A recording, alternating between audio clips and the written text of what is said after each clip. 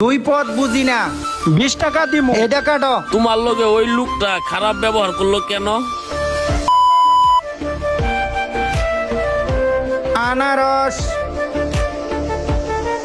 এই তোমার আম কত? আম তো 50 টাকা মামা। 50 টাকা কি কেজি না পিস? পিস 50 টাকা। এক পিস 50 টাকা। আর আনারস? আনারস তো 60 টাকা মামা। আনারস দিয়ে ভিক্ষা মারমু? আনারসের দাম হইলে এটা? অন্য অন্য দোকানে 20 টাকা করে বেচতেছে, চাও কোন হিসাবে 60 টাকা চাও? মামা এই দামে তো আনারস দেওয়া যাবে না। দুইটা পথ বুঝি না, এটা 20 টাকা দিমু, কাটো। এই তুমি দিবা না? না মামা, আমি এই দামে আনারস দিতে পারবো না। আমি তোর সব লই যাম গা। এই শালার পুত, মামা আনারসগুলা নিয়েন না মামা, মামা আনারসগুলা নিয়েন না। আবার কথা কইলে আরেকটা দিমু।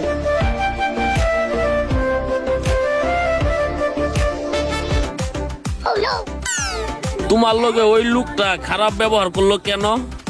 ভাই উনি না আম কিনতে আসছে, তো আমের দাম জিজ্ঞেস করছে, আমি বললাম যে আম 50 টাকা। পরে আনারসের দাম জিজ্ঞেস করলাম, আমি বললাম যে আনারস 60 টাকা। উনি 20 টাকা বইলা জোরাজুরি করতেছিল, আমি ওনাকে দিতে চাই নাই, এই জন্য উনি আমার সাথে এরকম ব্যবহার করে আমার আনারসগুলা না লয়ে গেছে। ভাই কি করবো কও, আমরা যে গরিব মানুষ, আল্লাহ পাকে ওগুলো টাকা পয়সা দিছে, সেজন্যই তারা ক্ষমতা দেখা।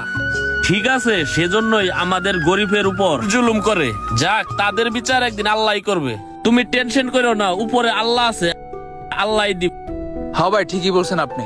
আমগো মতো গরিবরা তো তাদের সাথে মার্কেটিং করে কিছু করতে পারবো না।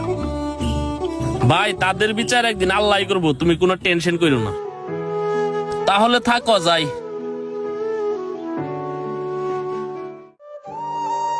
ওদের বিচার একদিন আল্লাহই করবে, যারা আমাদের সাথে অন্যায় ভাবে এরকম আচরণ করে। যাক, যাই, সামনে যাই। আমাদের সমাজে কিছু লোক আছে দাপট দেখিয়ে সবকিছু হাতিয়ে নেয়, কারণ এদের বিরুদ্ধে কথা বলার মতো লোক নেই।